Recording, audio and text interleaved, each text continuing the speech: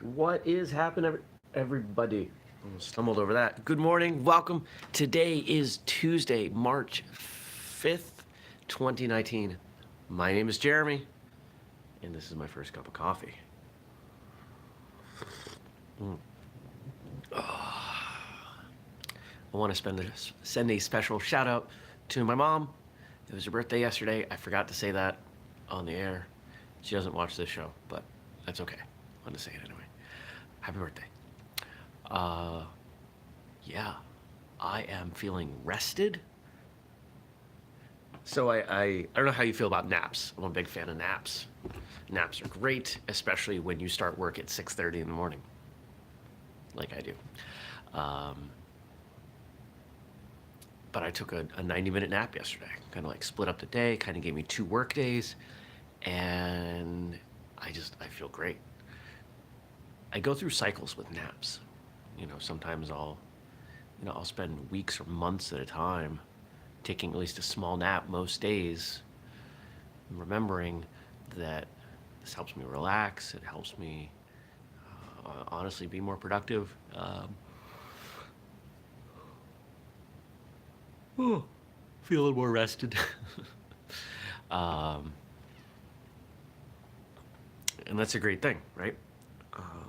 So yesterday, this little thing, it was like, hey, you need 6.5 hours of sleep because you took a nap. I said, well, guess what? I'm going to take 8. I'm going to get 8 anyway. And I woke up before my second alarm. First alarm goes off at 5:30. Second alarm is at 6. And I got up at like 5:45. I was like, I'm ready. Let's do this. Good morning, Kelly. Yeah, so I feel good. I feel good. It's going to be a great day.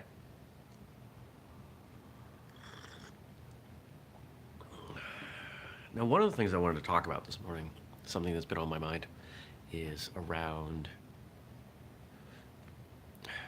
I'm going to put it under the heading of arrogance, because I think for me, it does come.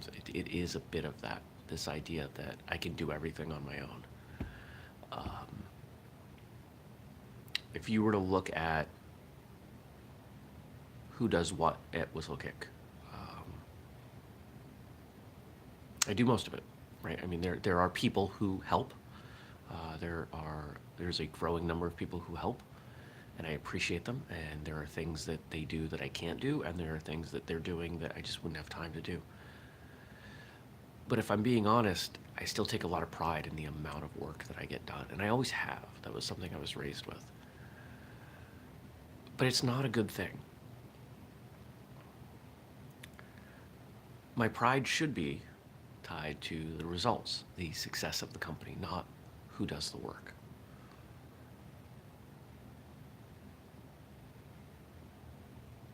And I'm getting better. I'm getting better at asking for help. I'm getting better at delegating. I'm getting better at realizing that I can't do all of this on my own, at least not the way that I want to.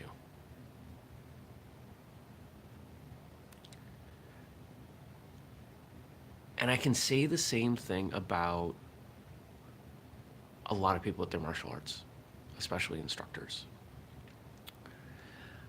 I have conversations with people who maybe they don't realize it, but they're kind of arrogant about their martial arts. Not, and we're not talking about a skill thing. We're talking about their how do I express this? We're talking about their belief that. Need more coffee. Hold on. It's in there. It's in there. It's coming.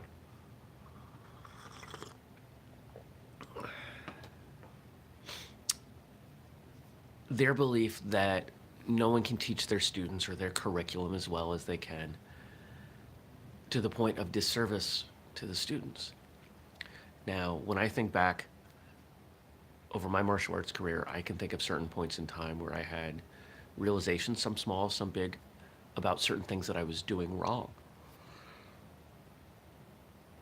And sometimes those realizations came from me working with someone else. And what that means to me is that The more teachers we have, the better. Now, obviously, there's a point where that becomes too much. You know, you don't want to have a different instructor every single class because you're not going to get any consistency. They're not going to learn you and how to teach you. But there is something to be said for cross training. We've talked about that. I talk about that on martial arts radio often. But having different people, even within the same school, leading the instruction. Obviously, it's good for them. If you're an instructor, if you have your own school, you know that having other ranks, whether it's higher ranks or even lower ranks, lead something, teach something, they can get a lot out of that experience.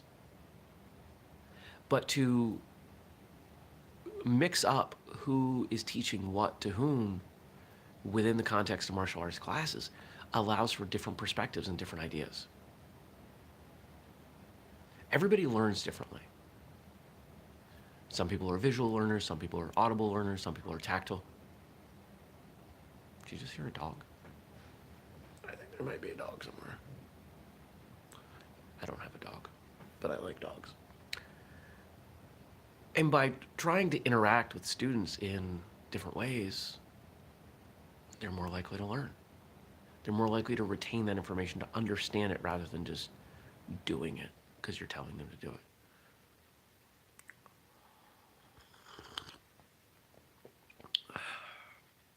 And of course, you can say the same thing about non-martial arts learning, really any learning, any education. The best education involves three parts: watching people do it, hearing them explain it, and then you doing it yourself. There's a four-part thing, and I don't fully know it, but I believe the last part is teaching it to someone else. Yeah, you learn a lot when you teach too. So now the reason I'm tying those two things together is that the more arrogant someone is as an instructor, the less you're going to see their students leading things within the class because no one else can do it as well as they can. No one else really understands it and knows it. I mean, at the very least, that's a self-fulfilling prophecy, right? If no one else can do it as well as you, your students are always doomed to not be as good as you. And shouldn't the goal of every instructor be to create students better than them so the martial arts can grow and improve over time? Should be. I remember speaking with, I've told this story a few times before, but I remember speaking with a man when I was a teenager, someone I looked up to very much from the competition circuit, and his high student had beat him in forms. And I went to him, and we had a good relationship, and I said, what does that feel like? Because to me, at the time, as a 14-year-old boy, that would have been a huge blow to my ego. And he smiled and he said, that's the dream, that you make students better than you. But of course, that requires some humility, some confidence, some recognition in what your purpose as an instructor is. And to bring it for full circle, what is my role as the founder, executive, whatever title you want to give me of Whistlekick? It's to create something that is bigger and better than anything I could ever create on my own.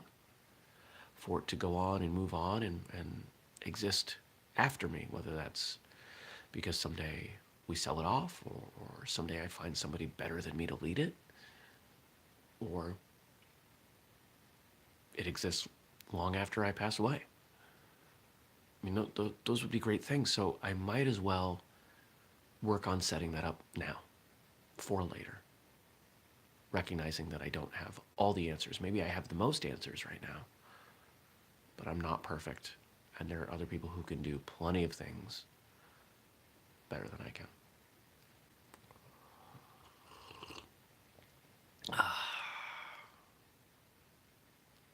I hope you have a wonderful day. I hope some of what I said was helpful. And don't forget, I will see you back here tomorrow We do this show every weekday morning, 6:30 a.m. Eastern, right here on YouTube. Of course, you can find it in whatever podcast feed you might use. And if you like the show, don't be afraid to check out Martial Arts Radio, whistlekickmartialartsradio.com, or right here on YouTube, or again, in any of your podcast feeds. Yesterday's episode with Sensei DeSimone is doing great. So you should check that out. Have a great day.